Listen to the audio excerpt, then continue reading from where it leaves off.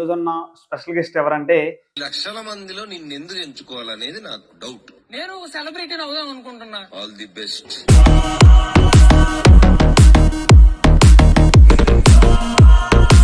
మాది ఫస్ట్ నుంచి ఫార్మర్ ఫ్యామిలీనే.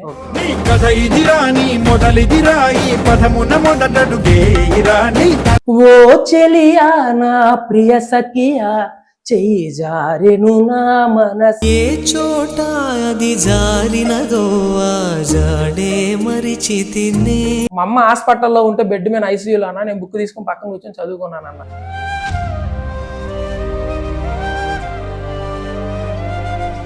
కొంత మనీ తీసుకొని నేను అక్కడికి వెళ్ళి చదువుకున్నాను అనమాట. చదువుకుంటా బాగా ఫామ్ లో ఉండిపోయిన తర్వాత అమ్మకి బాగాలేదనేసి ఇంటికాడ నుంచి కాల్ వచ్చింది.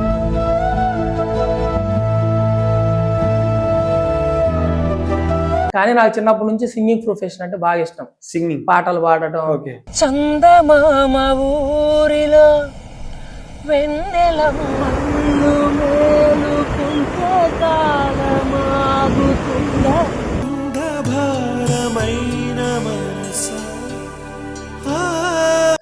అట్లా ఇష్టం అనమాట, ఫస్ట్ నుంచి ఇష్టం. నమస్తే, వెల్కమ్ టు రెడ్ టీవీ. నేను వంశీ. ఈ రోజున్న స్పెషల్ గెస్ట్ ఎవరంటే అగ్ని పరీక్షకి వెళ్ళి చాలా మంది అప్లై చేసుకున్నా కూడా ఒక 44 మందిలో మిగిలిపోయి రిజెక్ట్ అయ్యి బయటకు వచ్చారు. ఎందుకు రిజెక్ట్ అయ్యారు, ఏంటి, అసలు ఇంత పెద్ద అవకాశం ఎలా వచ్చింది దానికి? ఒక రైతు కుటుంబంలో పుట్టి ఎక్కడో చీరాల గ్రామం నుంచి ఇక్కడికి వరకు వచ్చి ఇంత కష్టపడి అంటే ఇంతవరకు ఎలా వచ్చి అడిగే ప్రయత్నం. ఒకసారి తన లైఫ్ స్టోరీ తెలుసుకుందాం మనం. బిగ్ బాస్ కంటే ఫస్ట్ లైఫ్ స్టోరీ తెలుసుకొని ఎక్కడి నుంచి వచ్చాడో వాళ్ళ ఫ్యామిలీ బ్యాక్గ్రౌండ్ ఏంటి అడిగి తెలుసుకుందాం. మాది చీరాలన్న, మాది బాపట్ల జిల్లా చీరాల. మాది ఫస్ట్ నుంచి ఫార్మర్ ఫ్యామిలీనే. నాన్న మాకు చిన్న వయసు నుంచి రిక్షా తొక్కేవాడు. రిక్షా తొక్కుతానే ఇంకా మమ్మల్ని, నేను అక్క తమ్ముడు అమ్మ, మా ఫ్యామిలీని ఆయన రెక్కల కష్టం మీదే మమ్మల్ని పోషిస్తూ వచ్చాడు. కొన్ని రోజులకి ఇంకేందంటే వాళ్ళ ఫ్రెండ్ సర్కిల్ అట్లాగా కొంచెం పొలం వేసుకుంటా ఆకుకూరలు అల్లి పండించుకుంటా కొంచెం గట్టం చేయరా అని చెప్పంటే మా నాన్నని వేరే వాళ్ళు సపోర్ట్ చేసేలోపు ఆయన కొంతమంది దగ్గర, రైతుల దగ్గర నుంచి కొంత పొలం లీజుకి తీసుకొని అది కౌలుకి, అంటే సంవత్సరానికి భూమి లేదన్న, అది కౌలుకి తీసుకొని అది పండించుకుంటా ఉంటాం. అది పండిస్తా మమ్మల్ని ఓ పక్క రిక్షా దొక్కుతానే, మాకు అప్పుడు మోటార్లా ఉండేవి కాదు. నేను కూడా స్కూల్ టైంలో బొంగలు ఉండేవి, మట్టి కుండలు ఉంటాయి కదా, వాటితోనే మేము దురువులు ఎల్లేసుకొని ఆ వాటర్ మొక్కలకి జల్లుకుంటా మేము కౌలుకి తీసుకున్న పొలంలో పంట పండించుకుంటా మా కుటుంబ పోషణ అలా సాగిపోతా ఉండేది. ఇంకా ఫైనాన్షియల్ గా కొంచెం ఇబ్బందిగా ఉండేసింది. అక్కకి ఇంటర్లో మ్యారేజ్ చేసేసారు. ఫస్ట్ ఇయర్ లోనే అక్కకి మ్యారేజ్ అయిపోయింది. మా తమ్ముడు నేను ఇద్దరం పని చేసుకుంటానే ఉండేవాళ్ళం. మా తమ్ముడు ఇంటర్ వరకు చదివి వాడు ఆపేసేసాడు. ఇంకా నెక్స్ట్ నేను మాత్రం అతి కష్టం మీద ఇష్టంతో డిగ్రీ ఫినిష్ చేశాను. పని చేసుకుంటానే ఫినిష్ చేశాను. నాన్నకు సపోర్ట్ చేస్తా చేశాను. కొన్ని రోజులకి నేను కొంచెం చదువుకొని కొంచెం గెటన్ అయిపోయిన తర్వాత నాన్నకి చిన్న మోటార్ కొనిచ్చాను. ఆ మోటార్ తోటే ఆ బొంగలతో తోడి పోసేది దానికంటే కూడా కొంచెం అందరికి ఉండేవన్న మోటార్లో, మాకు ఒకళ్ళకి తప్ప. మేము అట్లాగే తప్పదు కదా. అప్పుడు మాకు 5,000 అంటే మోటార్ 5,000 అంటే మాకు బిగ్ అమౌంట్, కష్టం కదా. ఇంకా మేము అట్టాగే తోలుతా, మా నాన్న రిక్షా తోలుతా, మేము అట్టా కుటుంబం సాగిపోతా ఉండేది. కానీ నాకు చిన్నప్పటి నుంచి సింగింగ్ ప్రొఫెషన్ అంటే బాగా ఇష్టం. సింగింగ్, పాటలు పాడటం అట్లా ఇష్టం అనమాట, ఫస్ట్ నుంచి ఇష్టం. ఇంకా నేను చిన్నప్పటి నుంచి పాటలు పాడుతానే ఉండేవాడిని, ఊరికే అట్లా పాడుతూ ఉండేవాడిని. ఆ ఇంట్రెస్ట్ మీద యూట్యూబ్ లో కూడా మొన్న ఈ మధ్య ఒక సాంగ్ పెట్టాను. ఈ మధ్యనే ఇన్స్టాగ్రామ్ లో చిన్నగా పోస్ట్ చేస్తున్నా, వ్యూస్ ఫాలోవర్స్. అంతకుముందు లేదన్న, పాడుతూ ఉండేవాడిని కానీ ప్రోగ్రామ్స్ కి అట్లా కూడా వెళ్తా ఉండేవాడిని. ప్రోగ్రామ్స్ కి అట్లా వెళ్తా ఉండేవాడిని. సరే ఎట్లా అయిపోయిన తర్వాత నా బ్యాక్గ్రౌండ్ ఏంటంటే ఒక ఫార్మర్, ఇట్లా పని చేసుకుంటా అలా వచ్చేవాళ్ళం. కొన్ని రోజులకి మేమంటే కొంచెం మా ఓన్గా ఒక రోడ్డు పక్కనే ఒక హౌస్ లాగా అరేంజ్ చేసుకుని మా కుటుంబం అలా సాగిపోతా ఉంది. నేను కొంచెం పెద్ద అయిన తర్వాత నాన్న రిక్షా దొక్కడం ఆపేపించాను. ఆపేపించేసి పొలం వరకే చూసుకున్నాను. మేమేదో పనికి వెళ్ళి మనం ఎట్లా చేద్దాం, ఇంకేం కష్టపడతామని ఆయన ఆపేసాం. ఆపేసిన తర్వాత నేను చేయని పని లేదమ్మా. నైట్ పూట అంతా ఇసుక కొట్టడానికి వెళ్ళేవాడిని, ట్రాక్టర్లకి లారీలకి కోరీల్లో పనిచేసేవాడిని, ఆ, బేల్దార్ పనికి వెళ్ళేవాడిని, షాపుల్లో వర్క్ చేసేవాడిని, ఆ, ఆఖరికి రోడ్డుకి ప్యాచ్లు వేస్తారు తారుతోటి, అవునవును. ఆ రోడ్డు పనులకు కూడా వెళ్ళాను. నేను Okay. చెయ్యింది ఇది చేయలేదురా అని అనడానికి లేదు, అన్ని చేసా పనులు. ఉమ్, చేస్తానే నైట్ పనికి వెళ్ళి పగల కాలేజీకి వెళ్ళేవాడిని. ఆహా. మా నాన్న ఎందుకు నాన్న వద్దులే చదువు ఆపేసి ఏదో ఒక వర్క్ చేసుకుంటా ఇట్లా వెళ్ళిపోదాం, ఎందుకు డబ్బులు మనకి ఎవరో పెడతారు ఎట్లా అంటే, లేదు నాన్న నేను ఎలాగైనా చదువుకుంటానని మా నాన్న దగ్గర నుంచి నా చదువుకు సంబంధించి చిన్నప్పటి నుంచి ఇప్పటి వరకు కూడా నేను 100 రూపాయలు కూడా మా నాన్న దగ్గర నేను వాడలేదు. మా ఇంట్లో ఉమ్, నేనే కష్టపడి చదువుకున్నా, నేనే కష్టపడి ఆ డబ్బులతోనే ఉమ్. ఇక్కడ దాకా వచ్చిన. ఇందాల ఒక మాట అన్నారు డాడీ రిక్షా తోలుతూ, అంటే ఎన్ని అంటే చిన్నప్పటి నుంచి అట్లా? చిన్నప్పటి నుంచి అదేనన్న. ఆ, నానేంటంటే అంతకుముందు గొర్రెలు కాడికి వెళ్ళేవాడు. ఆ, ఇంకా తర్వాత అమ్మతో మ్యారేజ్ అయిన కాడ నుంచి ఇంకా ఆ గొర్రెలు అక్కడ నుంచి వచ్చేసి మా తాత వాళ్ళ దగ్గర నుంచి వీళ్ళు సపరేట్ అయ్యేసి ఈయన ఇట్లా రిక్షా దొక్కుతానే ఇట్లా ఫార్మర్ పని చేసుకుంటానే మమ్మల్ని కూడా ఇలా ఇలా ఇచ్చాడు. నేను ఎంతో ఇంకా చదువు అంటే నాకు ఇష్టం, ఎలాగోలా చదువుకోవాలి. మా ఫ్యామిలీ నేను ఒక్కనేనన్నా చదువుకునింది. ఎందుకంటే ఆ సిచ్యువేషన్స్ ఉన్నప్పుడు మనం చదువుకొని ఏదో ఒకటి చెయ్యాలి. చుట్టుపక్కల వాళ్ళని చూసినప్పుడు అనిపించింది డాడీని ఇలా చూసుకో అంటే మనం అర్థం కాదు. మా నాన్న మాట వినేసి నేను ఆగిపోయా. ఉమ్, ఆగిపోయి ఒక కిరాణా షాప్ లో వర్క్ చేస్తా ఉన్నా. కిరాణా షాప్ లో వర్క్ చేస్తుంటే నాతో పాటు చదువుకున్న స్కూల్ టైంలో వాళ్ళందరూ నేను చేసే షాప్ ఎదురు అలా బ్యాగులు అల్లించుకుని నడుచుకుంటూ వెళ్తున్నారు. నేను చీపురు తీసుకొని ఊడుస్తా ఉన్నా షాపుల్లో. ఉమ్, మార్కెట్ పక్కనే మాది షాప్ ఉండేది. ఆ. మా ఓనర్ వాళ్ళు చాలా మంచి వాళ్ళు. అయితే ఊడుస్తా ఉంటే నాకు వాళ్ళని చూసి అనిపించింది, నాతో పాటు వాళ్ళు వెళ్తున్నారు కదా, నేను ఎందుకు ఆగాలి అనేసి 8th క్లాస్లో ఆగిపోయినండి. మళ్ళీ వేరే ఇంకో స్కూల్లో మాట్లాడేసుకొని 9th 10th అక్కడ ఫినిష్ చేసేసుకుని 10th ఫినిష్ చేసుకున్నా. ఉమ్, ఇంకా అక్కడ నుంచి అయిపోయిన తర్వాత ఇంటర్ అయిపోయిన తర్వాత ఇంకా వర్క్ ఈ కాంపిటేటివ్ ఫీల్డ్కి వెళ్ళిపోయా. ఇంకా చదువుకుంటానే డిగ్రీ ఫినిష్ చేసి ఇట్లాగే వర్క్ చేసుకుంటా నాకు అన్ని బ్యాలెన్స్ చేయలేకపోయేవాడిని. ఎక్కడ దాకా వచ్చినా లాస్ట్కి వచ్చేలేకే 1 మార్కు 1/2 మార్కు అట్లా జాబులు మిస్ అయిపోతా ఉండేవి. లాస్ట్ ఏ జాబ్స్ కోసం ట్రై పోలీస్ అని ట్రై చేశాను. ఓకే. పోలీస్ గట్టిగా ట్రై చేశా, చాలా ఇష్టం నాకు పోలీస్ అని. ఇంకా కానిస్టేబుల్ కానిస్టేబుల్ ఎస్ఐ 2 అయినా. ఎస్ఐకే చదువుకునే వాళ్ళమే. అవును. ఎస్ఐకి ప్రిపరేషన్ ఉందనుకో కానిస్టేబుల్ కొట్టడం ఈజీ కదా అనేసి అట్లా ఉండేవాడిని. ఇంకా కాకినాడ శామ్ ఇన్స్టిట్యూట్కి వెళ్తే బాగుంటుంది అని చెప్పంటే ఇంకా అక్కడికి వెళ్ళాను. అక్కడికి వెళ్ళి ఇంకా వేరే చోట అప్పుగా కొంత మనీ తీసుకొని నేను అక్కడికి వెళ్ళి చదువుకున్నాను అనమాట. చదువుకుంటా బాగా ఫామ్ లో ఉండిపోయిన తర్వాత అమ్మకి బాగాలేదనేసి ఇంటికాడ నుంచి కాల్ వచ్చింది. అమ్మకి స్టంట్ వేశారు. ఇంకా ఆమెకి దానికి తోడు ఆ కాలు కూడా అరిగిపోయి కొంచెం అంటే ఫస్ట్ నుంచి వర్క్ చేసుకోవాలి కదా. అమ్మ కూడా నాతో పాటు మా అమ్మ నేను మా నాన్న ముగ్గురువి దొరువులోంచి నేర్పాతలు చల్లిన వాళ్ళమే. వాళ్ళు మోకాళ్ళ మీద అంత ప్రెజర్ పడి ఉంది కదా, ఆమెకి ఇప్పుడు ఇటు వయసుకు వచ్చేలోపు అరిగిపోయింది. ఆమె అసలు చాలా ఇబ్బంది పడతా ఉంది. అదే టైంకి ఈ స్టంట్ ఒకటి ఇక ఇది వేసారు. మా అమ్మ హాస్పిటల్లో ఉంటే బెడ్ మీద ఐసీయూలో అన్న, నేను బుక్ తీసుకుని పక్కన కూర్చొని చదువుకున్నానన్న. ఇంకా పెయిన్ ఎలా ఉండిద్ది, ఎవరు కూడా నాకు సపోర్ట్గా నుంచున్న వాళ్ళు ఎవరు లేరు. నేను మా అక్క మా తమ్ముడు మా అత్తమ్మ మా నాన్న వాళ్ళ చెల్లి అంటే మా అక్క వాళ్ళ అత్త, మేము అంతవరకే మేము హాస్పిటల్లో అక్కడే ఉండేసి, నేను మా అక్క మా తమ్ముడు పనికి వెళ్ళాలి, మరి డబ్బులు కావాలి కదా, హాస్పిటల్ ఎంత ఖర్చు అయితే తెలియదు. మా తమ్ముడు గ్యాస్ ఉంటుంది కదన్న, గ్యాస్ మండలం మోస్తారు కదా, ఆ పనికి వెళ్తాడు తమ్ముడు. ఇంకా నాకు ఫస్ట్ నుంచి ఇంకా అన్ని కష్టాలే ఆహా అన్న రోజు లేదన్న నా లైఫ్ లో. అన్ని పడతానే ఉన్నా. నాతో పాటు నా ఫ్యామిలీ కూడా పడుతున్నాను. నేనేంటంటే నాకు ఒక టాలెంట్, పాటలు పాడే టాలెంట్ ఉంది. దీంతోనే నేను ఒక మంచి పొజిషన్కి వెళ్దాము, ఎంత కష్టపడినా నాకు ఏది కలిసి రావట్లేదు కదా అనేసి ఇట్లా ఉన్నా. అంతలోకి ఇది బిగ్ బాస్ అంటే నాకు చాలా ఇష్టం. ఫస్ట్ సీజన్ కాంచి అన్ని చూసా. ఈ ఆపర్చునిటీ వచ్చింది అనేసి ఆ లింక్ పెడితే దానికి నేను అదే నేను చెప్పండి నా వర్క్ చేసేది నేను అనేసి అక్కడ ఏం చెప్పినా యాస్టీజ్ ఏంటంటే, నేను ఒక ఇట్లా మాది ప్రగలాన చీరాల వికాస్ నా పేరు, నేను ఫార్మర్ని. నేను ఫార్మర్ పనితో పాటు పాటలు పాడుతూ ఉంటాను. నా ఫ్యామిలీ ఇది ఇట్లానే అమ్మ నేను మేమందరం వర్క్ చేస్తా. ఆ వీడియో అప్లోడ్ చేశాను. అప్లోడ్ చేస్తే బై గాడ్ గ్రేస్ అక్కడ దాకా వెళ్ళాను. ఇక అది అయిపోయిన తర్వాత జూమ్ కాల్ తర్వాత గ్రూప్ జూమ్ కాల్ ఏంటంటే సైకాలజీ క్వశ్చన్స్ అడిగారు అన్న. ఇప్పుడు మీరు ఎలా అడుగుతున్నారో వాళ్ళు అలా అడుగుతున్నారు. ఎట్లా అంటే నువ్వు ఈ ప్రైజ్ మనీ వచ్చిన తర్వాత ఏం చేస్తావు అది ఇది అని అంటే, నాకు ఫస్ట్ నుంచి నేను ఒకటేమనుకున్నానంటే, నన్ను మా ఫైనాన్షియల్ గా ప్రాబ్లమ్స్ ఉన్నప్పుడు మా అమ్మమ్మ నన్ను పెంచిందన్న. ఆమెకి నేను అప్పుడు ఏం చేయలేకపోయినా. ముసలి వాళ్ళు ఎవరైనా చూసినా నాకు కొంచెం బాధే, అది అందరికీ తెలుసు, మా ఇంటి దగ్గర అందరూ కూడా. ఇంకా నేను వృద్ధాశ్రమం పెట్టాలి అట్లా అనుకుంటా ఉండేవాడిని. అట్లా అనుకున్న సిచ్యువేషన్ లో నేను ఈ అవకాశం వచ్చింది. ఈ మనీ కొంత అక్కడ చేద్దాం అనుకున్నా, కానీ ఈ విషయం నేను స్టేజ్ మీద చెప్పలా. ఎందుకు చెప్పలేదంటే ఆల్రెడీ ఒక అతను ఫార్మర్ ఫ్యామిలీ నుంచి వెళ్ళి ఇట్లా జరిగిందని అన్నారు. మళ్ళీ వీడు చెప్తున్నాడు, వీడు ఎంతవరకు కరెక్ట్ అనేసి అదొక నెగిటివ్ ఫీలింగ్ వచ్చింది అని.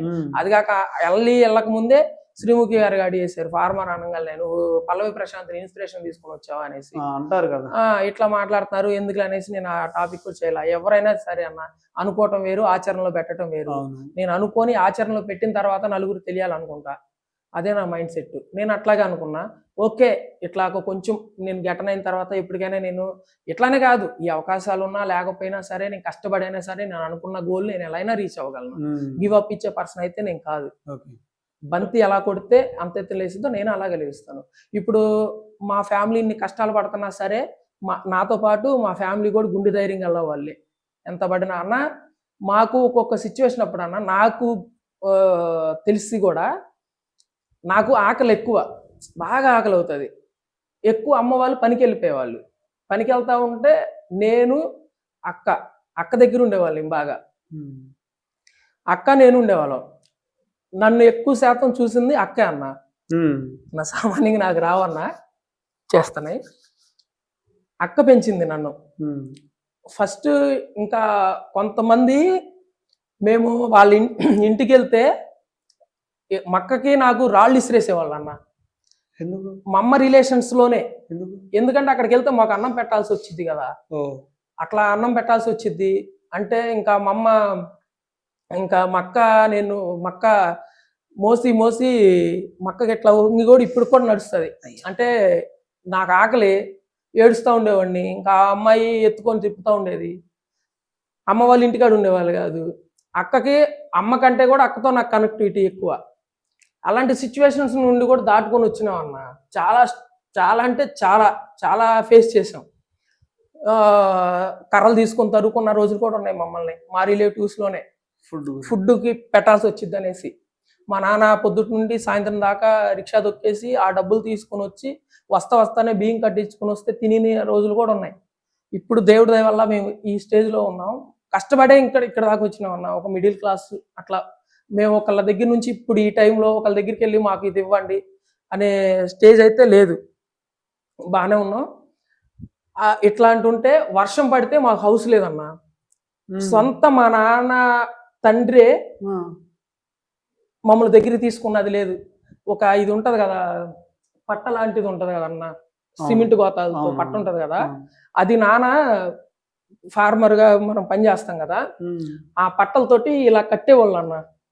కట్టి మా అమ్మ చాట పట్టుకొని మమ్మల్ని అక్కడ కూర్చోబెట్టుకొని వాళ్ళిద్దరు తడుస్తా నన్ను మా అక్కని మా తమ్ముడిని తడనీకొని పెట్టేవాళ్ళు.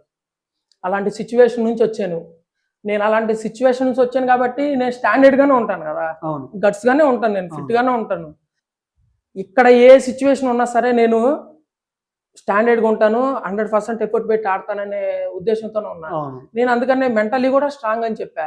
దాని తర్వాత చాలా ప్రాబ్లం ఫేస్ చేసాం. ఒకప్పుడు మమ్మల్ని ఎవరైతే నెట్టేశారో వాళ్ళందరూ మేము కొంచెం స్థితిలోకి వచ్చిన తర్వాత వాళ్ళు వచ్చి మా దగ్గరికి వచ్చిన రోజులు కూడా ఉన్నాయి.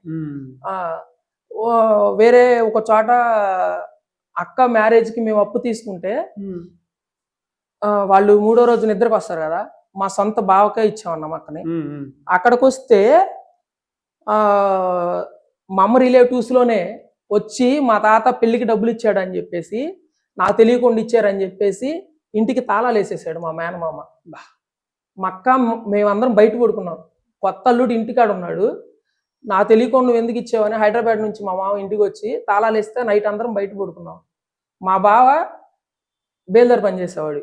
బేల్దార్ పని చేసి వచ్చి మా నాన్నకి ఆపరేషన్ చేశారు అదే టైంకి. బేల్దార్ పని చేసి వచ్చి ఆ డబ్బులతో మేము తిన్న రోజులు కూడా ఉన్నాయన్న. చాలా అంటే చాలా. కాకపోతే ఏంటంటే ఒకటన్నా, ఫెయిల్యూర్స్లో ఉన్న వాళ్ళు కాదు మనకు కావాల్సింది, సక్సెస్లో ఉన్న వాళ్ళు కాదు మనకు కావాల్సింది. ఫెయిల్యూర్స్లో మన పక్కన ఎవరున్నారు అన్నదే చూసుకోవాలి. అలాంటి సిచ్యువేషన్స్ అన్ని ఫేస్ చేసి ఇలాంటివి ఎన్నో, ఒకటి కాదు ఇలాంటివి ఎన్నో. అన్నీ మీకు చెప్పే టైం నాకు లేదు. ఇంకా ఏంటంటే నా బయోడేటా మొత్తం చెప్పినట్టు ఉంటుంది. ఇవన్నీ ఫేస్ చేసుకొని చదువుకొని నాకంటూ ఒక గోల్ నేను ఒక ఊహ పెట్టుకొని ఉన్నా. నేను లాస్ట్లో ఇట్లా వెనకడుగు వస్తానని నేను అనుకోలేదు. కాకపోతే నేను ఒకటే, నాకు ఒక గ్రీన్ ఇచ్చినా నా ఎఫర్ట్ నేను పెట్టేవాడిని. అక్కడ 100% ఎఫర్ట్ చూపించాను. ఈ ముందల షో జరగక ముందల కొన్ని మీకు పోటీలు జరిగినాయి లోపల, రైటా? డిస్కషన్స్ ఇవన్నీ జరిగినాయి అన్న. సో అవి దాంట్లో నువ్వు ఏమైనా మాట్లాడడం జరిగింది? సైలెంట్ గా ఉన్నామా? మాట్లాడానన్నా. ఏ టాపిక్ లో ఎవరితో ఏమైనా డిస్కషన్ జరిగిందా? వ్యక్తి అబ్బాయిలు అమ్మాయిలు చీట్ చేస్తారా, అమ్మాయిలు అబ్బాయిలు చీట్ చేస్తారా అన్న క్వశ్చన్ వచ్చింది మా గ్రూప్ డిస్కషన్ లో. నేను ఇంకా ఎవరు సంబంధించి వాళ్ళు ఈ శ్రీజాదమ్ము ఇద్దరు చేస్తారు అనేసి, కొంతమంది అమ్మాయిలని కొంతమంది అబ్బాయిలని, అట్లా నేను అమ్మాయిలే చీట్ చేస్తారని, అట్లా మా గ్రూప్ డిస్కషన్ బాగా జరిగింది. చిన్నమన్నా జరగలేదు. అందరూ నాకు ఇచ్చిన టైంలో నేను ఫస్ట్ లో నేను మాట్లాడలేకపోతే తర్వాత నేను మళ్ళీ మేడం టైం తీసుకుని మళ్ళీ రావటం, అందరు నా మీదకి రావటం, నేను ఒక పాటతో వీళ్ళందరూ సైలెంట్ చేస్తానని మేడం ఈ పర్మిషన్ అడిగి ఒక సాంగ్ పాడితే వీళ్ళందరూ సైలెంట్ అయిపోవటం. సైలెంట్ అయిపోయిన తర్వాత మళ్ళీ నేను చెప్పాల్సింది చెప్పి తర్వాత కూర్చోవటం, తర్వాత 2 రోజులు గ్రూప్ డిస్కషన్ లో సెలెక్ట్ అవటం, అగ్ని పరీక్ష సెలెక్ట్ అవటం వచ్చింది. మరి ఎంత కష్టం అంటే దాంట్లో అన్ని ఎఫెక్ట్ అంతా పెట్టినావు, చూపించినావు, సాంగ్ విధంగా చూపించినావు, డిస్కషన్ మాట్లాడినావు. మరి ఎందుకు ఒక గ్రీన్ కూడా ఇవ్వలేదంటే ఏం చెప్పారు రీజన్ ఆ రోజు? అంటే నువ్వు స్టేజ్ మీదకి వచ్చి ఏం మాట్లాడినా ఒక్కసారి మాకు చెప్పు. రీజన్ ఏంటంటే అంటే స్టేజ్ మీదకి వచ్చి ఏం మాట్లాడినావు పాయింట్ టు పాయింట్ చెప్పు, తర్వాత వాళ్ళు ఏం చెప్పారో చెప్పు. స్టేజ్ మీదకి వచ్చిన వెంటనే నువ్వేంటి ఎక్కడ ఏంటి బయోడేటా అడిగారన్న. నేను పలానా అని చెప్పా. ఇట్లా చెప్పు, ఏం చెప్పి నువ్వు చెప్పు. అక్కడ ఏం చెప్పి నేను ఇట్లా, ఎందుకంటే అక్కడ చెప్పిన దాంట్లో అంతా రాదు, ట్రిమ్ చేస్తూ ఉంటారు. మాకు ఫుల్ ప్లేస్ 30 మినిట్స్ జరిగింది అన్న కన్వర్జేషన్ మాకు అక్కడ. మరి ఎంతసేపు ఇచ్చారు నీది? ఓవర్కి అట్లా సెకండ్స్ లో అలా తీసేసారు. అందుకే అడుగుతున్నాను. అక్కడ వెళ్ళంగానే నన్ను నేను ఇంట్రడక్షన్ చేసుకున్నా, పలానా వికాస్ కుందేటి, నేను చీరాల, ఇట్లా మాది ఫార్మర్ ఫ్యామిలీ అని అనగానే మేడం వెంటనే అన్నారు, అంటే బాలప్రశాంత్ని ఇన్స్పిరేషన్ తీసుకుని వచ్చావా అని. ప్రియాంక శ్రీముఖి మేడం నేను ఎవరిని ఇన్స్పిరేషన్ గా తీసుకోను, నాకు నేనే ఇన్స్పిరేషన్. అంటే పల్లవ ప్రశాంత్ ఆడిన గేమ్ నువ్వు రైట్ అనుకుంటున్నావా అన్నారు. అంటే తన గేమ్ తనది మేడం, తన గేమ్ తను ఆడాడు, ఎవరో గేమ్ అక్కడ పర్ఫార్మెన్స్ చేస్తూ ఉంటారు. బట్ కాకపోతే ఆయన బయటకు వచ్చిన తర్వాత ఆ మాటలు నిలబెట్టుకోలేదనే, కానీ హౌస్ లో ఉన్నప్పుడు బాగానే ఆడాడు కదా అనేసి నేను అన్నాను. నెక్స్ట్ అనుకున్న తర్వాత ఓకే అయిపోయిన తర్వాత నవదీప్ గారు వెళ్ళారు. నవదీప్ గారు ఏమన్నారు, నువ్వు బిగ్ బాస్ హౌస్ లోకి ఎందుకు వెళ్ళాలనుకుంటున్నావు అన్నాడు. ఎవరైనా ఏమనుకుంటారు, నాకు ఫేమ్ సంపాదించుకోవాలి, నేను చాలా స్ట్రగుల్స్ పడి ఉన్నా, నాకు వచ్చిన గొప్ప అవకాశం ఎట్టయినా యూటిలైజ్ చేసుకొని నేను ఒక ఉన్నత స్థాయిలోకి వెళ్ళాలి, నా ఫ్యామిలీని ఇన్ని కష్టాలు పడి ఉన్నా నా ఫ్యామిలీని నేను ఒక పొజిషన్లో అనుకుంటా కదన్నా. ఎవరైనా సెలబ్రిటీ అవ్వాలనే కదా అనుకుంటారు, సెలబ్రిటీ అయితేనే కదా మనీ వస్తాయి, లేకపోతే నార్మల్ పర్సన్ వెళ్తే. ఇప్పుడు నేను నార్మల్గా ఉంటే అగ్నిపరీక్ష షో దాకా వచ్చాను కాబట్టి మీరు నన్ను పిలిచారు కానీ ఇంటర్వ్యూకి, అదే నేను నార్మల్ పర్సన్ అయితే నన్ను పిలుస్తారా, నేను ఎవరో ఏంటో తెలుస్తుందా? అట్లాగా నన్ను నేను రూపించుకుందాం, నన్ను చూపించుకుందాం, వికాస్ కుందేటి అంటే ఏంటో చూపిద్దాం, నేను ఎంత స్ట్రాంగో నేను అక్కడ అందరికి చెప్దాం అనుకున్నా. ఇంకా అన్న తర్వాత సరే ఇన్ని లక్షల మందిలో నిన్నెందుకు సెలెక్ట్ చేయాలి అన్నారు. అంటే నేను ఫిజికలీ స్ట్రాంగ్, మెంటలీ స్ట్రాంగ్, నేను ఏ టాస్క్ ఇచ్చిన ఆడగలను, నా పర్ఫార్మెన్స్ 100% ఎఫర్ట్ పెట్టగలను అన్నాను. అంటే అన్న తర్వాత నువ్వు ఫిజికలీ స్ట్రాంగ్ అంటే ఓకే, నువ్వు పోలీసు నేను చెప్పారు ఇట్లా పోలీస్ దానికి ఇట్లా మిస్ అయిందంట. కానీ మేము కొన్ని ఎగ్జామ్ రాసాం అనమాట ఒక షీట్లో, దాంట్లో మన బయోడేటా రాసాం, దాంట్లో కానిస్టేబుల్ జాబ్ ఇట్లా మిస్ అయిందంట కదా, మరి ఏంటి దాని విషయం అని అడిగారు.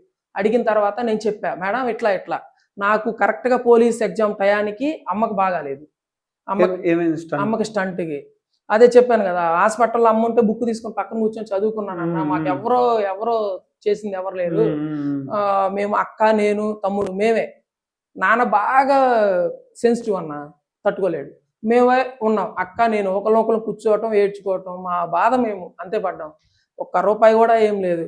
అప్పుడు నాకు ఒక టైంలో నా ఫ్రెండ్ కాల్ చేశాడు, వాడి గురించి చెప్పాలన్న కన్ఫామ్గా, కీడు చేసిన వాళ్ళు మర్చిపోయినా కానీ మేలు చేసిన వాళ్ళు మర్చిపోకూడదు. వాడికి కాల్ చేశాడు, ఏంట్రా ఎక్కడ ఉన్నావు, ఎట్లా చదువుతున్నావు, వాడు ఆర్మీలో ఉంటాడు. అయితే ఇట్లా ఏంటంటే వాడు ఆర్మీకి వెళ్ళడానికి నేను రన్నింగ్ పరంగా నేను రన్నింగ్ బాగా చేస్తాను, వాడికి కొంచెం సపోర్ట్ చేసి, వాడు కొన్ని సిచ్యువేషన్ అప్పుడు డిసప్పాయింట్ అయిపోయి నాకు రాదులే ఇంకా జాబ్ అదినప్పుడు, ఎందుకు రాదురా నేను ఉన్నాను రా అని చెప్పేసి వాడిని రన్నింగ్ అంతా ప్రాక్టీస్ చేయించి కొట్టించాను అనమాట. అది నాకు బాగా క్లోజ్ ఫ్రెండ్. వాడు కాల్ చేసి ఏంట్రా నీ పొజిషన్, ఎక్కడ ఉన్నావు అంటే ఇట్లా కాకినాడ నుంచి వచ్చేసాను రా, అమ్మకి బాగాలేదు, హాస్పిటల్లో ఉన్నాము, ఇట్లా ఉపాస హాస్పిటల్లో ఉండాలంటే మరి డబ్బులు ఏం చేస్తున్నావురా అది ఇది అని అంటే, లేదురా ఇట్లా వేరే చోట అప్పు తీసుకొని 15,000 అమ్మని తీసుకొని వచ్చాను, నాకేం అర్థం కావట్లేదు, ఆరోగ్యశ్రీ కార్డు ఏం అప్లోడ్ అవ్వలేదు అంటున్నారు అది ఇది అని అంటే, వాడు కడియం చేర్చుకున్నాడు రీసెంట్గానే. వాళ్ళ అమ్మకు ఫోన్ చేసి ఆ కడియం తాకట్టు పెట్టించేసి బ్యాంకులో పెట్టించి ఆ మనీ నాకు పంపించాడు అన్న. Great great. ఇంకా అక్కడ ఆ సిచ్యువేషన్ నేను ఎదుర్కొని నాకు అప్పుడు అన్న మనకి ఎవరు ఏం చేయాల్సిన అవసరం లేదన్న, ఎవరేం చేయాల్సిన, నేనున్నాను అని సపోర్ట్ చేసి మాట సహాయం చేస్తే చాలు. మనం బాధలో ఉన్నప్పుడు పక్కన కూర్చొని నేనున్నాను రా అని ధైర్యం చెప్తే చాలు కదన్న. వాడేదో ఆ హెల్ప్ చేశాడని కాదు, డైలీ ఫోన్ చేసేవాడు పొద్దున సాయంత్రం మధ్యాహ్నం, వాడంతా బిజీలో ఉండి జమ్ములో ఉండి కూడా చాలు నాకు ఆ మాట. ఇట్లా ఉండాలి కదా, ఆ మనీ అవన్నీ పక్కన పెడతాను, అలాంటి వ్యక్తి ఒకరు ఉండాలి కదా, ఉండాలి. అదే నేను అంటున్నా అట్లా ఎందుకంటే నేనంటే చాలా మంది ఇష్టపడతారు మా ఇంటి దగ్గర, ఎందుకంటే నాకు చాలా హెల్పింగ్ నేచర్ అని అందరూ తెలుసు. వీడు మంచితనాన్ని ఎప్పుడైనా వీడిని తొక్కేసిద్దిరా అని అన్న వాళ్ళు చాలా మంది కూడా ఎగతాళిగా మాట్లాడేవాళ్ళు కూడా. ఏమైనా మోసపోయినా ఫ్రెండ్స్ దగ్గర ఎప్పుడైనా ఎట్లా మంచితనంలో? ఫ్రెండ్స్ నేను మోసపోవటం అంటే అన్న, నేను ఒకటి నాకు ఇవ్వటమే కానీ తీసుకోవటం తెలియదు ఏది కూడా. నేను ఎవరిని హెల్ప్ అడగను ఫస్ట్ ఆఫ్ ఆల్. ఇప్పుడు మీకు ముందే చెప్పా, డిగ్రీ వరకు చదువుకున్నానన్న, నా తల్లిదండ్రుల మీద కూడా ఆధారపడలేదు, ప్రతి రూపాయి నేనే ఖర్చు పెట్టుకుని నేనే చదువుకున్నాను అన్న. అట్లాంటిది బయట ఒకళ్ళ దగ్గర నేను అసలు ఎక్స్పెక్ట్ చేయను కదా. డబ్బుల గురించి కాదు, ఫ్రెండ్షిప్ విషయంలో. ఫ్రెండ్షిప్ అంటే మోసం చేసే అంత ఫ్రెండ్స్ నాకు ఎవరు లేరు అన్న. నాతో ఉన్న వాళ్ళంతా నాతో జెన్యున్ గానే ఉంటారు, మంచిగానే ఉంటారు. నన్ను మోసం చేయాలని ఎవరికి అనుకోరు, నాకు అందరు సపోర్ట్ గానే ఉంటారు. అంటే ఫైనాన్షియల్ గా ఓకే, వాళ్ళకి ప్రాబ్లమ్స్ ఫైనాన్షియల్ గురించి కాదు, ఓకే, నాకైతే అందరు సపోర్ట్ గా ఉంటారన్న. నాకు ఎనిమీస్ అంటే ఎవరు లేరు ఫ్రెండ్స్ లో. నేనంటే అందరు ఇష్టపడతారు. నేను కొంచెం షార్ట్ టెంపర్తో కొంచెం అరిసినా అరే మంచి వ్యక్తి వదిలేసి అంటారు అనుకుంటా, మళ్ళీ రెండో రోజు మళ్ళీ నేనే అరిసి నేనే మాట్లాడేవాడిని కాదు, మళ్ళీ వాళ్ళే నా దగ్గరికి వస్తారు, మంచిగా ఉంటాం. నా ఫ్రెండ్స్ అందరూ మంచి వాళ్ళేనన్న. Okay right. తర్వాత నవదీప్ గారు మాట్లాడిన తర్వాత ఏమైంది మరి? నవదీప్ గారు మాట్లాడిన తర్వాత ఇన్ని లక్షల మందిలో నువ్వు నిన్నెందుకు సెలెక్ట్ చేయాలన్నప్పుడు నేను ఫిజికలీ స్ట్రాంగ్ మెంటలీ స్ట్రాంగ్ అని అన్నీ చెప్పిన తర్వాత మరి నువ్వు సాంగ్ టాలెంట్ ఉందన్నారు కదా, సాంగ్ పాడమన్నారు. సాంగ్ పాడాను. సాంగ్ పాడిన తర్వాత ఇంత అద్భుతంగా ఇంత మంచిగా పాడుతున్నావు కదా, అక్కడ ఏం సాంగ్ ఒకసారి మా కోసం అక్కడ పాడిన సాంగ్ వాళ్ళ మొదలు పాడిన. ఓ చెలియా నా ప్రియ సఖియా చెయ్యి జారెను నా మనసే, ఏ చోట అది జారినదో ఆ జాడే మరిచితినే, నీ అందెలలో చిక్కుకుంది అని నీ పదముల చేరితినే. చాలా బాగా వచ్చింది. దాని తర్వాత ఏం జరిగింది మరి? ఇది అయిపోయిన తర్వాత సింగింగ్, ఇప్పుడు నువ్వు ఇక్కడ ఏదో నువ్వు రూపించుకోవాలనుకుంటున్నావు కదా, అదేదో సింగింగ్ టాలెంట్ ఉంది కదా, నువ్వు అక్కడ రూపించుకోవచ్చు కదా, ఇక్కడికి ఎందుకు వచ్చావు అని అడిగారు. నేను ఎప్పటి నుంచో కంటున్న కలన్న ఇది, ఫస్ట్ సీజన్ నుంచి ఇప్పుడు వరకు నేను ఒక ఎపిసోడ్ కూడా మిస్ అవ్వకుండా చూసిన. నాకు ఇంట్రెస్ట్, నా గేమ్స్ ఆడటం ఇంట్రెస్ట్, ఆడించడం ఇంట్రెస్ట్. నేను కన్ఫామ్ గా వర్త్ అనుకో నేను ఇక్కడ దాకా వచ్చాను. ఇన్ని లక్షల మందిలో నేను వచ్చాను కదన్నా. ఒకటన్నా, ఇప్పుడు ఒకప్పుడు మీరు అందరు కామనర్స్ అందరూ, మీరు సెలబ్రిటీ అయ్యారు, సెలబ్రిటీలు అయ్యి అక్కడికి వెళ్ళారు. అదే విధంగా నేను కూడా ఒక కామన్ మ్యాన్ గా నేను ఇక్కడికి అడుగు పెట్టాను. నాకు వచ్చిన గొప్ప అవకాశం ఇది. ఈ అవకాశాన్ని ఎవరు పోగొట్టుకుంటారన్న? ఎప్పటి నుంచో నేను అనుకున్న కళ ఇది, ఇప్పుడే నాకు నేను ఒకటే అనుకున్నా అన్న, సింగింగ్ ప్రొఫెషన్ లో సెలబ్రిటీ షో అది, సింగింగ్ ప్రొఫెషన్ లో ఎదిగి తర్వాత బిగ్ బాస్ హౌస్ లోకి వెళ్దాం అనుకున్నా. నాకు ఇప్పుడు అవకాశం వచ్చింది, అది నేను యూటిలైజ్ చేసుకుంటాను. నా పరంగా నేను 100% ఎఫర్ట్ పెట్టి ఆడతానని చెప్పాను. చెప్పిన తర్వాత ఓకే, నువ్వు చాలా ప్రాబ్లం ఫేస్ చేశాను అన్నావు, అవన్నీ ఉన్నావు, అవన్నీ కూడా నువ్వు ఫేస్ చేయగలవు. మరి చదువుకు విషయం గురించి వస్తే కానిస్టేబుల్ ఇట్లా పోయిందన్నారు కదా, అది ఎందుకు మిస్ అయింది, ఎందుకు ఇట్లా అయిందంటే ఇట్లా జరిగిందన్న, అమ్మగారికి అదే టైంకి నాకు బాగోకుండా వచ్చింది. నేను కాకినాడ నుంచి మధ్యలో కోచింగ్ ఆపేసుకొని వచ్చేయాల్సి వచ్చింది. ఇక చదువుకునేకి అమ్మ ఐసీయూలో ఉంటే ఎవరు చేయలేం కదా, మనం కష్టపడేది ఎవరికన్నా వాళ్ళ కోసమే కదా. నేను ఎప్పటికైనా ఒక జాబులో ఒక మంచి పొజిషన్ లో ఉండి వాళ్ళ కళ్ళెదురు కనపడదాం అనుకున్నా. ఇద్దరు ఏజ్డ్, మరి వాళ్ళు కనపడాలనుకుంటాం కదా. నా ఫ్యామిలీలో ఎవరు చదువుకున్న వాళ్ళు లేరు, నేనే ఉన్నా. నా మాట లేకుండా మా ఇంట్లో వాళ్ళు ఏది చేయరన్న, అంత గౌరవిస్తారు. వాళ్ళు నా పెట్టుకున్న ఎఫెక్ట్కి నేను న్యాయం చేయాలి అన్న ఉద్దేశంతో నేనున్నా. నాకున్న ప్రాబ్లమ్స్, నా ఫైనాన్షియల్ గా ప్రాబ్లమ్స్ వల్ల నేను కొన్ని సిచ్యువేషన్ కొన్ని కూడా అవకాశాలు వదిలేసుకున్నా. బట్ నాకు వచ్చిన అవకాశం గొప్ప అవకాశం అది, బిగ్ బాస్ అనే ప్లాట్ఫామ్. ఓకే ఎట్లయినా అనేసి నాకు వచ్చిన అవకాశం అంటే శ్రీముఖి గారు అన్నారు, అంటే నిన్ను సెలెక్ట్ చేశారు కాబట్టి నీకు ఈ అవకాశం వచ్చింది కాబట్టి నువ్వు ఇక్కడికి వచ్చావా అన్నారు. సెలెక్ట్ చేస్తే నాకు వచ్చేది. మరి అదే కదా, నేను అదే అన్నాను, ఇక్కడ సెలెక్ట్ చేయకపోతే నేను రాను కదా మేడం, అందుకేగా నేను వచ్చాను ఇక్కడికి. స్టార్టింగ్ లో కొంచెం భయం వేసింది అన్న, ఎందుకంటే వాళ్ళ టీవీలో తప్ప మనం బయట చూడలే, నాకు అసలు బయట తెలీదు. ఇక్కడ సిటీకో రావడం కూడా కొత్తనే, నాకేం తెలుసు, ఎక్కడో చీరాల్లో ఉండేవాడిని, నాకేం తెలుస్తుంది. వచ్చాను, అక్కడ ఈ లైటింగ్స్ కెమెరాస్ అవన్నీ పెట్టారు. కొంచెం స్టార్టింగ్ కొంచెం జంకాను, తర్వాత కన్వర్జేషన్ జరిగినప్పుడు వెంటనే ఒక 1 minute లోనే పుంజుకున్నా. మామూలుగానే బిందు మాధవ్ గారు అసలు ఏం మాట్లాడలేదు. మాట్లాడేసి నాకు మీరు బిగ్ బాస్ హౌస్ లో కరెక్ట్ కాదనుకుంటున్నానని ఎత్తింది. అంతే. ఈయన అభిజిత్ గారేమో మీ అమ్మని చాలా మంచిగా చూసుకున్నారు అన్నారు, తల్లిది చూసుకోవటం అది మీది ఎవరికైనా బాధ్యత పిల్లలుగా, అది ఇది అని చెప్పారు. నేను మెంటల్లీ స్ట్రాంగ్ అని చెప్పడానికి నేను ఆ విషయం చెప్పా, అమ్మకి ఇట్లా బాగాపోతే నేను ఇట్లా హాస్పిటల్లో చూసుకుంటా చదువుకున్నాను అనేసి. కానీ సార్ ఏమన్నారు, అది బాధ్యత, అది ఎవరికైనా ఉండేదే, మీరు చాలా స్ట్రాంగ్, అది చూస్తుంటేనే అర్థమవుతుంది, ఈసారి మంచిగా ట్రై చేయండి అనేసి రెడ్ ఇచ్చారు. అంటే ఇంకే రీజన్స్ లేవు, జస్ట్ ఏం లేవు, నాకు ఎలాంటి టాస్కులు పెట్టలేదు, ఏం లేదు. ఇంకా మళ్ళీ నేనేమనుకున్నానంటే ఓకే ఇంతసేపు మాట్లాడాడు, నాకు ఎక్కువసేపు కన్వర్జేషన్ జరిగింది నవదీప్ గారితో. ఓకే నాకు అవకాశం ఇస్తాడులే, ఒక్క గ్రీన్ అన్న ఇస్తాడు కదా అనుకున్నా. ఒక్క గ్రీన్ ఇచ్చిన శ్రీజదమ్ము బిగ్ బాస్ లో హైలైట్ లో ఉంది కదా. నేనేమనుకున్నా, అట్లాగే ప్రూవ్ చేసుకుంటాక ఒక ఛాన్స్ ఇవ్వాలి కదన్న, ఇక్కడ దాకా వచ్చినాం, ప్రూవ్ చేసుకుంటా ఒక ఛాన్స్ ఇస్తే నేనేంటి అనేది ప్రూవ్ చేసుకుంటా. వాళ్ళే డిసైడ్ అయిపోయారు. నీకు అంటే రిజెక్ట్ చేసినప్పుడు కూడా మంచి కారణం చెప్పలేదు. ఇంకా అలాగే చెప్పేసి ఇంకా ఓకే ఈయనేమో నవదీప్ గారేమో నీ బయట ఏదో ప్రాబ్లం ఫేస్ చేసావని ఇలా చేసావు అనేసి నిన్ను హౌస్ లో తీసుకెళ్ళలేము కదా అది. నేను మెంటలీ స్ట్రాంగ్ అని చెప్పడానికి నేను అక్కడ పెట్టాను ఆ విషయాలు.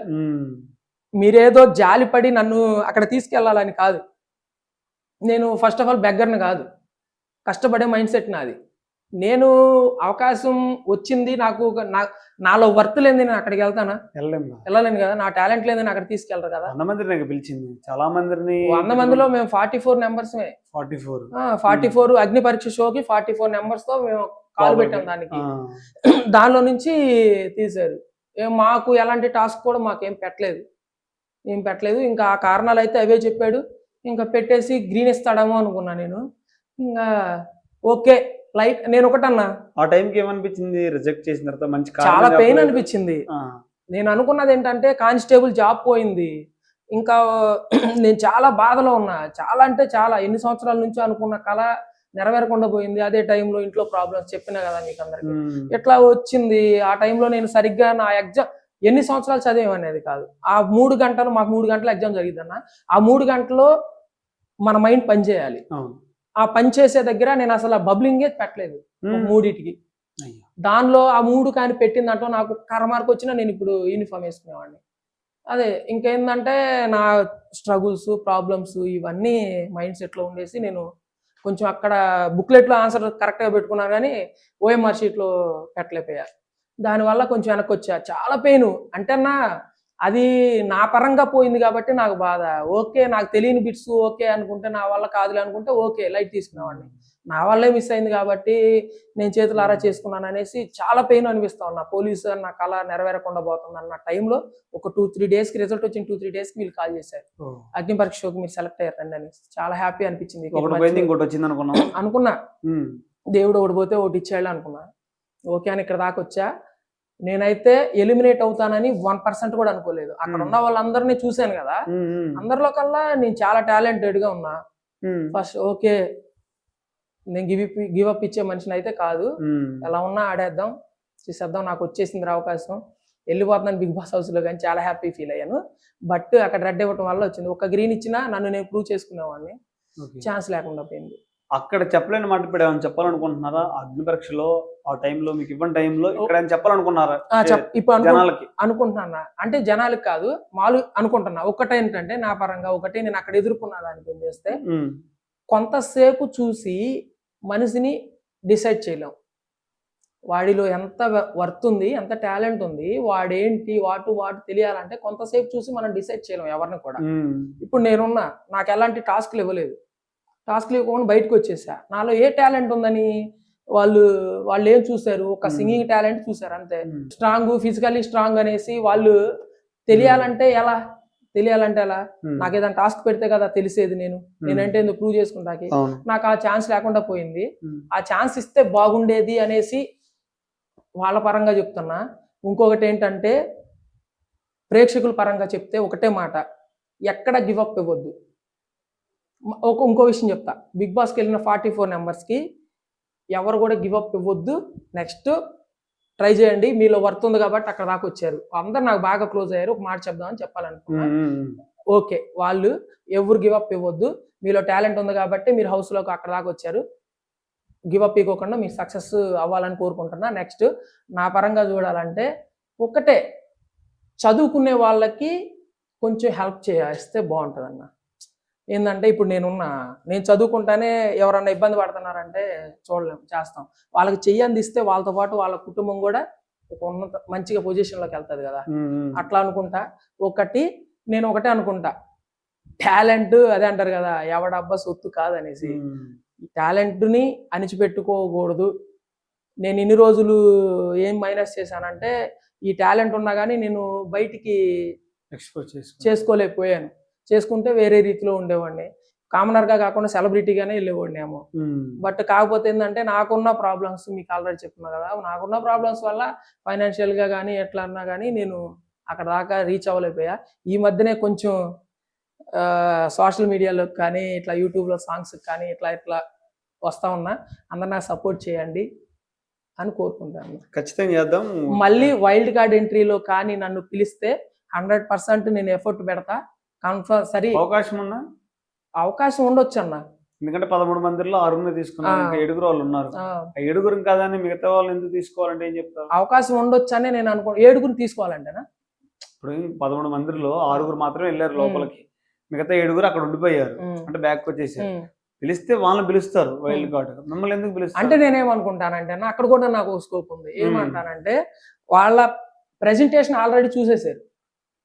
ఇప్పుడు మిగతా ఉన్నారు కదా, 6 వెళ్ళారు, మిగతా ఉన్నారు కదా, వాళ్ళని ఆల్రెడీ చూసేసారు. జనము చూశారు, అటు అందరు చూశారు. మాలో ఏముందనేది ఇంకా చూడలేదు కదా. బై ఛాన్స్ మాకు ఏమైనా వస్తే మేము ప్రూవ్ చేసుకుంటాం, మా ఛాన్స్ ఉంటుంది కదా. వాళ్ళని ఆల్రెడీ చూసేసారు. చూడాల్సింది మమ్మల్ని చూసి మమ్మల్ని వైల్డ్ కార్డ్ ఎంట్రీతో పిలిచి మమ్మల్ని అక్కడ దాకా హౌస్లోకి తీసుకెళ్తే 100% ఎఫర్ట్ పెడతా, నన్ను నేను ప్రూవ్ చేసుకుంటా. అక్కడ ఒకవేళ వాళ్ళ జడ్జీలను సాటిస్ఫై చేయకపోయాను కదా, అక్కడ జడ్జీలను సాటిస్ఫై చేయలేను నేను. మీరు వేసే ఓటుకి ప్రతి ఓటుకి నేను సాటిస్ఫై చేస్తా. మీరు ఎందుకు వేసాం రా వీడికి అన్న రీతిలో అయితే ఉండను. 100% ఎఫర్ట్ పెట్టి ఆడతా. నేను వర్తున్న క్యాండిడేట్ని. ఓకే, మన సండే నుంచి బిగ్ బాస్ స్టార్ట్ అయింది ఆల్రెడీ. మెయిన్ పార్ట్ అంతా స్టార్ట్ అయిపోయింది. సో ఈ 6 లేకుండా 6 ఒకరు తీసేసి నన్ను పెట్టుకుంటే బాగుండదని అనిపించింది. 6లోనా వాళ్ళ గేమ్ చూశాక, ఇక్కడ మెయిన్ లో చూశాక, అగ్నిపరీక్ష గురించి కాదు, ఈ 6 ఈ లోపల ఆడుతున్న గేమ్ చూసి నేను వెళ్తే బాగుండదు ఈ ప్లేస్ లో అనిపించిందా? రీప్లేస్ చేసుకోవచ్చు అనిపించింది? డైమండ్ పవన్ ని అనుకున్నా అన్న. ఎందుకంటే తనకంటే కూడా నాగన్న కొంచెం బెటర్ గా పర్ఫార్మెన్స్ చేశాడు. తన వెళ్ళకుండా తను వెళ్ళారు. ఆ ప్లేస్ లో నేను వెళ్తే బాగా ఉండేది అని అనిపిస్తుంది. ఓకే, ఎలా అనిపించింది షో? దాంట్లో నువ్వు ఉంటే నీకు ఎలా అనిపించేది? ఎగ్జాంపుల్ మీకు చిన్నది ఒకటి చెప్తా. నేను యాక్చువల్ గా షో స్టార్ట్ అయింది అయితే హైదరాబాద్ వచ్చా. బస్సులో వస్తా ఆ షో చూద్దామని స్టార్ట్ చేశా. తెలియకుండానే చెప్పాను నేను, సామాన్యంగా నాకు కళ్ళీళ్ళు రావన్నా, కొంచెం పెయిన్ అనిపిస్తేనే వచ్చినాయి, నాకు మీ మధ్య కూడా వచ్చినాయి అని చెప్పా. నెక్స్ట్ తెలియకుండానే వచ్చేస్తున్నాయి అంతే. ఎందుకు అంటే నా పక్కన వాళ్ళే కదా, ఆర్మీ పవన్, అరే ఒరే అన్నంత ర్యాంప్ బాగా క్లోజ్ అయిపోయిన వ్యక్తి, రియా శెట్టి కానీ, శ్రీయాదము, వీళ్ళంతా నా ఫ్రెండ్స్. అక్కడ ఉన్నప్పుడు అగ్నిపక్షలో ఉన్నప్పుడు వీళ్ళందరూ వెళ్ళారు, నేను ఎందుకు వెళ్ళలేకపోయాను? నేను ఉన్న టాలెంటెడే కదా, వర్తున్న క్యాండిడేట్నే కదా, నన్ను ఎందుకు సెలెక్ట్ చేయలేదు? వీళ్ళు సెలెక్ట్ చేస్తే నా సత్తా ఏంటో నేను చూపించేవాడిని కదా, నన్ను ప్రూవ్ చేసుకోనీకోకుండా ఇలా వెనక్కి వచ్చేసానే అన్న బాధ ఒకటి. అక్కడ నాగార్జున గారితో వాళ్ళందరూ మింగిల్ అవుతుంటే, నాగార్జున గారు బిగ్ ఫ్యాన్ నేను. ఇంకా ఇట్లా షేక్ హ్యాండ్లు అవన్నీ చూసి అబ్బా నాగార్జున గారిని దగ్గర నుండి చూసి షేక్ హ్యాండ్లు కూడా ఇస్తున్నారే, నేను ఇవ్వలేకపోతున్నానే, ఎందుకు నాకు టాలెంట్ ఉండి కూడా నేను ఎందుకు వెళ్ళలేకపోయాను, నేను ఆడగలను, పాడగలను, ఎంటర్టైన్ చేయగలను, ఏదైనా చేయగలను కదా, నన్ను ఇట్లా వెనక్కి వచ్చేసానని కొంచెం పెయిన్ అనిపించేసి షో ఆపేసి పడుకున్నానన్న. పడుకుని ఎందుకంటే మళ్ళీ వచ్చిన కాడి నుంచి ఇంటర్వ్యూస్ ఉన్నాయి, వచ్చిన కాడి నుంచి రెస్ట్ లేదు, ఇంటర్వ్యూస్ ఇస్తానే ఉన్నా. షో కొంచెం సేపు అట్లా చూడగానే ఎవరో ఒకరు కాల్ చేస్తున్నారు, వెళ్ళిపోవాల్సి వస్తుంది. ఇంకా అట్లాగా అక్కడ ఉన్న వర్తుండ క్యాండిడేట్లు అంటే 6 ఓకే, వాళ్ళు రిమూవ్ చేసిన అన్నీ అంటే అక్కడ ఉన్న వాళ్ళందరికల్లా నేను బెటర్ అని నేనే అనుకుంటాను అన్న. ఫస్ట్ ఆఫ్ ఆల్ అక్కడ ఉన్న వాళ్ళు మీరు అడిగిన క్వశ్చన్కి ఏంటంటే డైమండ్ పవన్ ఏంటంటే టాలెంటెడే, కాకపోతే ఏంటంటే కొంచెం అక్కడ ఎందుకో వెనకబడ్డాడు అగ్నిపరీక్ష షోలో పర్ఫార్మెన్స్ పరంగా. తనకంటే కొంచెం ఎక్కువ నాగానే చేశాడు. ఆ ప్లేస్ లో మీరు అన్నట్టు రిమూవ్ చేస్తే నేనే వెళ్ళాలన్న. నాగా అంత ఆడినప్పుడు పవన్ ఎందుకు తీసుకున్నారు లోపలికి తెలియదు అన్న, అదైతే తెలీదు. ఒకళ్ళ ఓటింగ్స్ ఏమన్నా తేడానో సంథింగ్, మనకైతే ఐడియా లేదు. నేనైతే ఏమనుకున్నా నాగాన్న వెళ్తాడు అనుకున్నా, కానీ డైమండ్ పవన్ వెళ్ళాడు. ఎన్ని రోజులు ఉన్నావు మొత్తం ఆ షోలో, అంటే సంబంధించిన అగ్నిపరీక్ష? 1 వీక్ దాకా అక్కడే ఉన్నామన్నా. 1 వీక్ ఉన్నావు కదా, ఆ 1 వీక్ లో బిగ్ బాస్ గురించి తెలుసుకున్న నిజాలు ఏంటి? అంటే స్క్రిప్టెడా, లేకపోతే జెన్యున్ గా ఉందా, లేకపోతే టాలెంట్ ఉన్న ప్రతి వ్యక్తిని బిగ్ బాస్ ఆదరించిద్దా, ఏం గుర్తించో దాంట్లో? అన్న నేను ఒకటైతే చెప్తా, నా ఫెయిల్యూర్స్ లో నేను ఎవరిని గుర్తు తెచ్చుకోను, నా సక్సెస్ లో గుర్తు తెచ్చుకుంటా. ఒకటే, అక్కడ నేను ఫెయిల్ అయ్యా, నా పర్ఫార్మెన్స్ తో వాళ్ళని నేను తృప్తి పరచలేకపోయాను, అంటే సాటిస్ఫాక్షన్ చేయలేకపోయాను. ఓకే, అక్కడైతే జెన్యున్ గానే జరుగుతుంది అని నా ఫీలింగ్. ఒకటే ఏంటంటే జెన్యున్ గా జరగకపోతే ఎక్కడో వ్యవసాయం చేసుకుంటా చదువుకుంటా ఉన్నా నేను ఇక్కడ దాకా రాను, ఇన్ని లక్షల మందిని దాటుకొని. ఫస్ట్ ఆఫ్ ఆల్ అక్కడ జరుగుతుంది మొత్తం జెన్యునే, మమ్మల్ని కూడా చాలా బాగా చూసుకున్నారు వాళ్ళు, ఫుడ్ విషయంలో కానీ ఉండటం కానీ. కాకపోతే ఈ షూటింగ్ లాట్ల వల్ల నిద్ర లేకుండా అట్లా ఇబ్బంది పడినాం, కానీ వాళ్ళైతే బాగానే చూసుకున్నారు. జెన్యున్ గానే జరిగింది అనుకో నేను అనుకుంటున్నాను అన్న. ఎందుకంటే నేను ఫస్ట్ టైం అక్కడికి వచ్చాను, అక్కడ అన్ని చూశాను కదా, నా జెన్యున్ అనే అనిపించింది.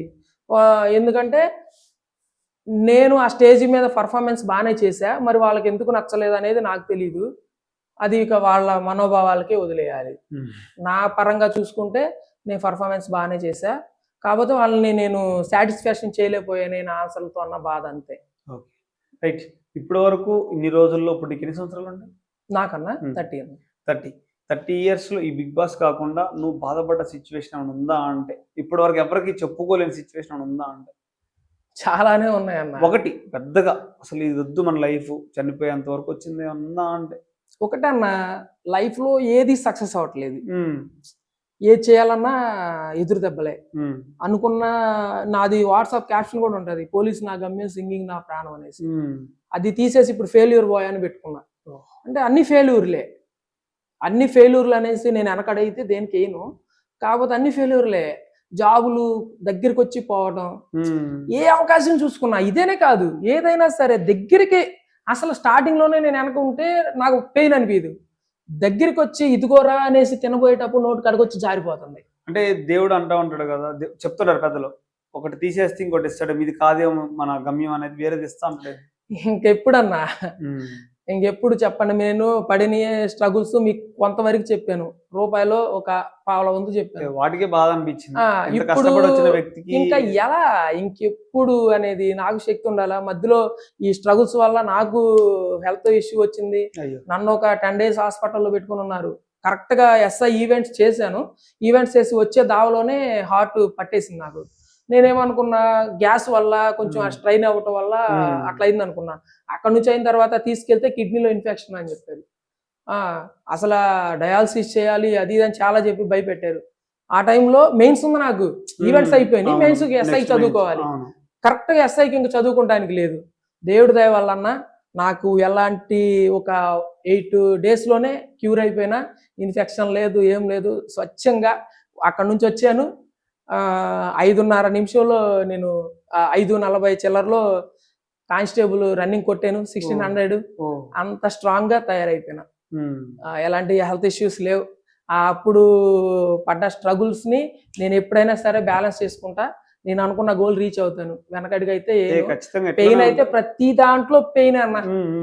ఇప్పుడు చెప్పాలంటే నిన్న కాల్ చేశాడు మా అల్లుడు, మాయా అమ్మ కళ్ళు తిరిగి పడిపోయింది అనేసి ఇంకెట్లా ఉండి చెప్పండి. ఇప్పుడు ఆమె బాధ చూడలేక అసలు అది వర్ణాతీతం. ఎప్పుడు ఇంకా వాళ్ళు హ్యాపీగా ఉండేది ఎప్పుడన్నా మేము కూర్చోబెట్టి పెట్టగలం. ఇప్పుడు వాళ్ళు కష్టపడినన్ని రోజులు కష్టపడ్డారు మా కోసం. ఇప్పుడు కూర్చోబెట్టి వాళ్ళు పెట్టి పోషించే టైంలో అమ్మకు షుగర్ కూడా వచ్చింది. మేము ఆమెకి సరిగ్గా పెట్టలేని పరిస్థితి. నీ కష్టానికి ఫలితం తక్కట్లేదు. ఎప్పుడు ఇంకా నేను సక్సెస్ అవుతాను అనేసి అదే పెయిన్ అంతే. ప్రతి దానికి ఎదురు దెబ్బే. ఎంత ఎంత ఎంత ఎంత నెట్టుకుంటా వస్తున్నా, ఎంత ధైర్యం చెప్పుకుంటున్నా, నన్ను నేను చెప్పుకుంటున్నా. నేను బాధపడితే నా ఫ్యామిలీ చూసి బాధపడతారులే అనేసి ఎక్కడ తగ్గించుకొని పెయిన్ ఉన్నా సరే బాగా డిప్రెషన్కి వెళ్ళిపోయానంటే ఎవరితో ఏం మాట్లాడను. సైలెంట్గా మాకు ఒక 3 కిలోమీటర్స్ బీచ్ దగ్గర కాసేపు గంట సేపు అలా కూర్చుంటా ప్రశాంతంగా. ఎక్కడ లేని రిలీఫ్ వచ్చేసి నా ప్రశాంతంగా నేను వచ్చేసి మళ్ళీ నా వర్క్ నేను చేసేసుకుంటా. నేను బాధపడుతున్నాను అనేసి నేను ఇంకొకరు చెప్పడం వల్ల చులకనే తప్పితే ఏముండదు. ఎవ్వరు దేకరన్నా, ఎవరికి వారే. అర్థమైందా? అమ్మతో ఏమన్నా మంచి సిచ్యువేషన్స్ ఏమైనా ఉన్నాయా షేర్? అంటే నవ్వుకున్నాయి కానీ ఏదన్నా ఇన్ని కష్టాల్లో ఏదన్నా ఒక మంచి రోజు ఉంటుంది కదా అమ్మతో బాండింగ్ అంటే అమ్మ ఎట్లా ఉంటుందంటే, అమ్మ కానీ నాన్న కానీ అన్న నేను వాళ్ళకి పిల్లోడిని కాదు, వాళ్ళే నాకు పిల్లలు. అలా ఉంటారనమాట. ఊరికే ఏంది మా టాబ్లెట్లు అట్లా వేసుకోకూడదు ఎట్లా అని అరిసామా, నువ్వు అది తినకూడదు ఎందుకు తింటున్నావు అన్నావా, చిన్న పిల్లలాగా ఏడుస్తుంది అంతే. నాన్న కూడా అంతే అలుగుతాడు. నువ్వేంట్రా మమ్మల్ని అంటున్నావు, మా పిల్లోడు అయ్యిండు నువ్వు మమ్మల్ని అంటున్నావురా అన్న సిచ్యువేషన్ నేను ఎప్పుడు ఎదుర్కోలే. మా నాన్న కానీ మా అమ్మ కానీ నాకు పిల్లల్లాగానే ఉంటారు. నేను అలాగే చూసుకుంటాను వాళ్ళని ఇప్పటికీ స్టిల్. నా తమ్ముడికి కూడా ఏం తెలియదు, మా అక్కకు కూడా అంతే బాబు. మా అక్క కూడా అంతే. మా అక్కకి నేను అంటే ఎంతో ఇష్టం. నా తమ్ముడికి కూడా. నా తమ్ముడు నా హాస్పిటల్లో ఉన్నప్పుడు ఏడ్చుకుంటా కాళ్ళ దగ్గర అంతే పడుకొని నిద్రపోయిన రోజులు కూడా ఉన్నాయి. నా ఫ్రెండ్ ఉన్నాడు వేరే అబ్బాయి, ఇంకొక అబ్బాయి, తను అట్లా నాకు చాలా మంది సపోర్ట్ చేసిన వాళ్ళు చాలా మంది ఉన్నారు. చిన్నప్పటి నుంచి నా ఫ్రెండ్ ఒక అతను ఉన్నాడు రాజు అని. వాళ్ళు అట్లా చాలా స్ట్రగుల్స్ ఫేస్ చేసి కొంచెం నాకు అందరి సపోర్ట్ ఉంది. అట్లా ఉన్నా కానీ నేను ఎవరి సపోర్ట్ తీసుకోను. నన్ను నేను నమ్ముకున్నా, నాలో వర్త్ ఉంది. నేను అనుకున్న గోల్ ఎప్పుడైనా రీచ్ అవుతా. ఖచ్చితంగా కష్టపడుతున్నా కాబట్టి ఇంత స్ట్రగుల్స్ ఉన్నాయి కాబట్టి ఏదో ఒక పెద్దది రాసి ఉంటాడు దేవుడు నాకు తెలిసి. నీకంటూ పెద్దది వచ్చినప్పుడు అమ్మ నన్ను బాగా చూసుకుంటూ ఇప్పుడే చూసుకుంటున్నాడు, ఇంకా బాగా చూసుకుంటూ కోరుకుంటున్నాను. నేను కూడా పెద్ద స్థాయికి వెళ్ళాలి, మళ్ళా కలుద్దాం మనం. ఇంకొకటి ఏంటంటే ఈ సిచ్యువేషన్ లో ఇన్ని బాధల్లో లవ్ ఏమైనా ఉందా ట్రాక్? ఉంటది లేదన్నా అంటే ఉంది. నాకున్న సిచ్యువేషన్స్ అవన్నీ కొన్ని నేను ప్రాబ్లం ఫేస్ చేశాను. ఇంకా ఇది కరెక్ట్ కదలని క్లోజ్ చేసేసుకున్నాను నేను. ఎవరు చుట్టాలా? కాదు, బయటే. ఏంటంటే మా ఇంటి దగ్గరే అట్లా అయింది. ఇక తర్వాత విడిపోయాం. ఎవరు లైఫ్ అంటే అంతే. ఇక ప్రాబ్లమ్స్ లేకపోతే ప్రాబ్లమ్స్ అంటే ఇప్పుడు నేను చదువుకుంటున్నా, నాకు సరైన గోలు నేను ఇంకా రీచ్ అవ్వలేదు. నేను అనుకున్న పోలీసు, చిన్నప్పటి నుంచి పోలీస్ అంటావు, నువ్వు ఇంకెప్పుడు అవుతావురా అన్న వాళ్ళే తప్పితే ఏం లేదు. ఒకటే అన్న, ఎదుగుతున్నప్పుడు ఎవరైనా ఏదో ఒక మాటలు అంటూనే ఉంటారు. కానీ ఇప్పుడు నేను ఎదక్కోకుండానే మాట్లాడుతున్నారు. ఇక అలాంటి సిచ్యువేషన్స్ ఉన్నప్పుడు ఎందుకులే ఇంకా అనేసి నేను ఇబ్బంది పడేది కాక ఎదుటి వాళ్ళని ఎందుకు ఇబ్బంది పడచాలి. ఎంత కష్టపడుతున్నా నేను ఎప్పుడు ఖాళీగా ఉన్నానన్న, ఏదో ఒకటి చేస్తానే ఉంటుంది. మరి అమ్మాయి వద్దని చెప్పినప్పుడు అని చెప్పిందా తను? అలా ఏం లేదు. ఇంకా వాళ్ళ ఫ్యామిలీ మా ఫ్యామిలీ ఓకే డన్, వద్దనుకున్నాం. ఫ్యామిలీస్ వరకు వెళ్ళిందా? ఫ్యామిలీ అంటే మా ఊరే కదన్నా, వెళ్ళింది అక్కడ వరకు తెలిసింది. వద్దనుకున్నాం, అయిపోయింది. వద్దనుకున్నాము. ఇంకా పెళ్ళి అయిపోయింది అతనికి? లేదన్నా. అలా ఏమన్నా? లేదు, తను ఉన్నారు, నా అందరూ నేను ఉన్నా అంతే. మాట్లాడుకోవాలి. మళ్ళీ ప్రస్తావన ఎప్పుడు రాలేదు వేరే అమ్మాయి దగ్గర కానీ ఎక్కడ అనిపించిందిగా? వికాస్ నాకైతే లేదన్న. అంటే ఒకటి ఇప్పుడు మనం చూస్తూ ఉంటాం ఇన్ని మందిని, అంటే లవ్ మ్యారేజ్ చేసుకుంటే బాగుంటది, మనకు కూడా ఉంటే బాగుండేదేమో అనిపించింది కదా సిచ్యువేషన్ లో. నా మైండ్ సెట్ ఏంటంటే అన్న, లవ్ అనేది ఒకటే, పెళ్లి చేసుకుంటేనే లవ్ కాదు. ఒకళ్ళు మనసు ఒకళ్ళు ఇచ్చుకున్నా పెళ్ళే. అది పెళ్లి కింద లెక్క. క్లారిటీ కొంచెం మిస్ అయినా కట్ చేసుకోండి. ప్రేమించుకుంటే పెళ్ళైనట్టే లెక్క, అంతే కదా. ఒకరు మనసు ఒకళ్ళు ఇచ్చిపుచ్చుకోవటం అంటే వాళ్ళిద్దరూ కలిసినట్టే. ఇక అట్లాగే అనుకున్నా. నేనేం చేశానంటే ఇంకా ఓకే డన్, నా లైఫ్కి ఇంతే, అన్ని ఎదురు దెబ్బలు తగులుతున్నాయి కదా, నేను ఏదైనా లైట్ తీసుకుంటా అనుకున్నా. తను కూడా లైట్ తీసుకున్నా అంతే, నా పని నేను చేసుకుంటున్నా, తన పని తను, ఎవరి పని వాళ్ళు. నేను మా అమ్మ నాన్న చూసుకోవటం నాకు ఇంపార్టెంట్. మాకు తిండి లేని టైంలో కూడా మా అమ్మ మమ్మల్ని ఒళ్ళో పడుకోబెట్టుకొని ఆమె ఏడుస్తూ ఉంటే ఆ నీళ్లు నాకు టేస్ట్ ఇప్పుడు కూడా నాలుగు మీద ఆడుతుంది అన్న. అలాంటి సిచ్యువేషన్ మా అక్క పక్కన, మా తమ్ముడు మా అమ్మ వాళ్ళు, నేను ఎట్లా మా అమ్మ ఏడుస్తూ ఉంటే ఆ నీళ్లు నేను తాగిన రోజులు కూడా ఉన్నాయి. ఆకలి తట్టుకోలేకపోతుంటే మా అమ్మ ఒళ్ళో పడుకోబెట్టుకొని జోగొట్టుకుంటా ఏడ్చిన రోజులు కూడా ఉన్నాయి. దేవుడికి ప్రే చేసుకుంటా.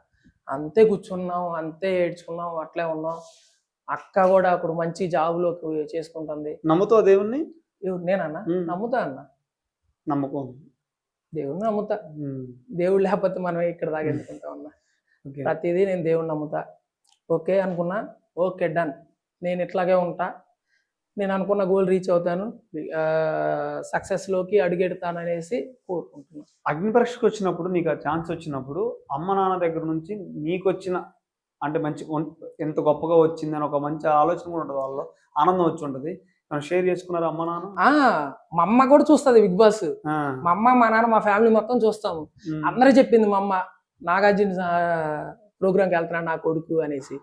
అది ఎక్కడ పెయిన్ అనిపించింది అంటే, నేను ఒకరోజు సెంటర్ నుంచి వచ్చాను, అట్లా కూర్చోగా నాన్న నాగార్జున ప్రోగ్రామ్ వేసే అది ఆ అమ్మాయి